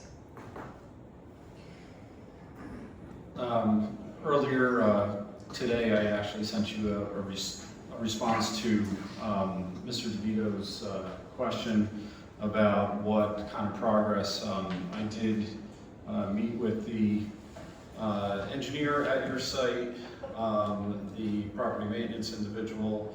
As I was traveling by, we also had a quick conversation about that. It's still ongoing. I talked with the zoning official. I can't say I have a clear pathway to a solution yet, and yes, it has been going on for almost 10 years. I was made aware of this at your earliest email as of May 6th. So I'm going to continue to ask for your patience in trying to find a solution that gives you results and long-lasting results and not a temporary fix that has been done in the past. So I believe, and I still believe, we can get to a creative and long-lasting solution. I just need some time to make sure that that happens. When you say you need time, how much time? Well, I will say months rather than years. Okay, I don't want to go into next winter, this coming winter. Let me put signs that close the sidewalk off. It's not fair to me to try to keep ice off of that all winter. And I got, you know, all their salt's killing my grass. Anyway, talking about the down trees, and this industrial park has just been an eyesore the whole time I'm living here. I'm here 39 years, 33 in the house. And I feel for Don and Lisa. I'd be scared living there, and same thing for Maureen and her husband. It's terrifying, and it's an eyesore. And I'm scared of driving down that side of the street, that end of the street. I don't know what's going to happen. These trees are like lollipops, so they're like just the weights on the top. They're being choked by the vines. And even behind my house, I have a little woods that they own. And the first storm that knocked down that pole had gone behind the bank, knocked down a tree there. They don't maintain anything. So like there's, you know, some precarious tree that's leaning on another tree because that got split. I got a tree that I paid somebody to take down, and it regrew because they didn't cut it down enough. And that's towering over, plus another dead tree towering over my shed. I mean, that's not really fair to me. I put in for a permit back in 2014 or 2016, and I had to buy a, you know, what do you call it, the plan for the property. Help me out here. Survey. A survey, thank you. And I paid for the property markers. Now I have a dentist on the other side who thinks that the fence there is the, you know, the property border line, but it's not. So his landscaper knocked over my property markers that I paid $100 each for.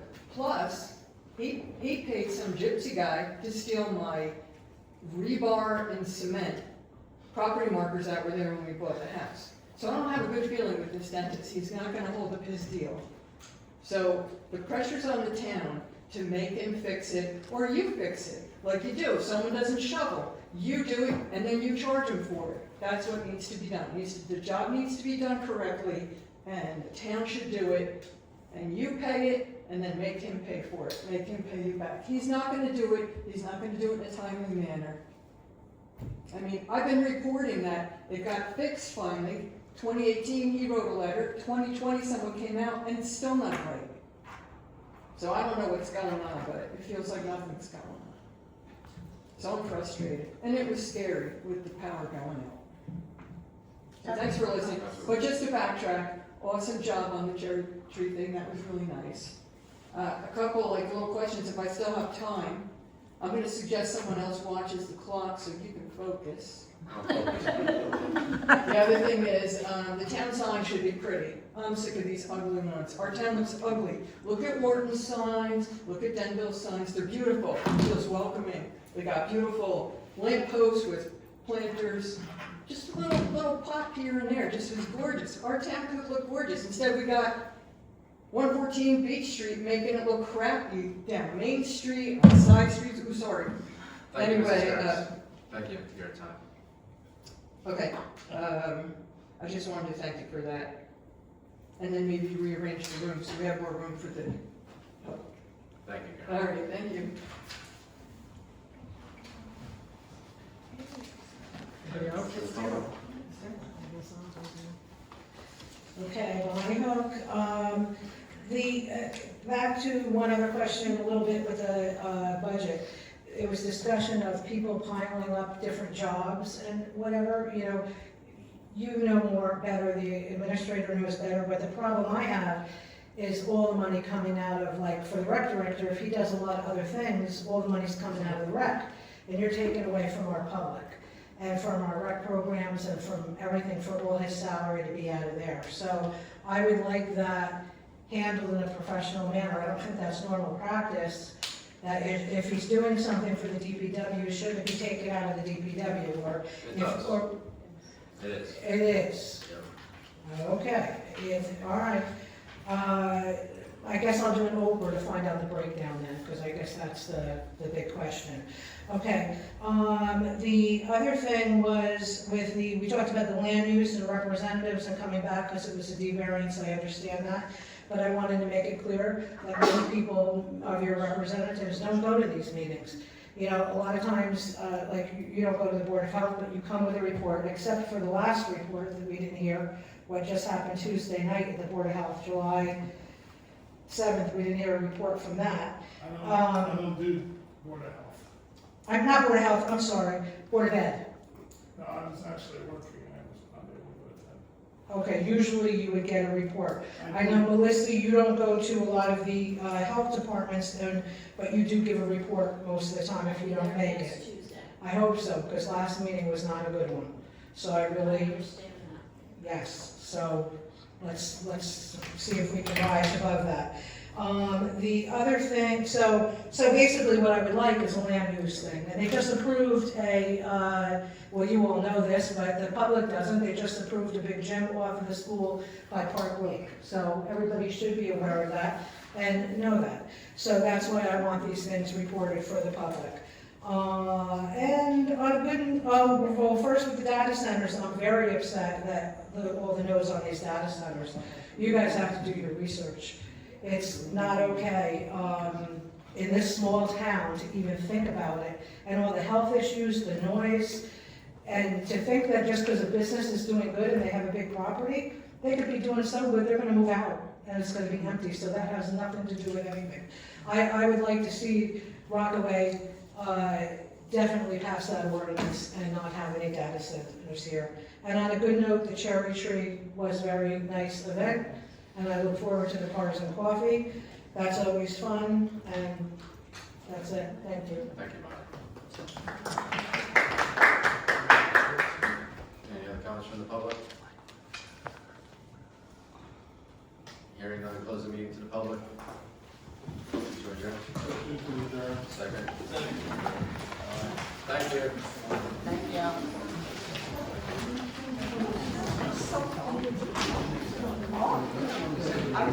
No, you were talking about giving your mind what you want.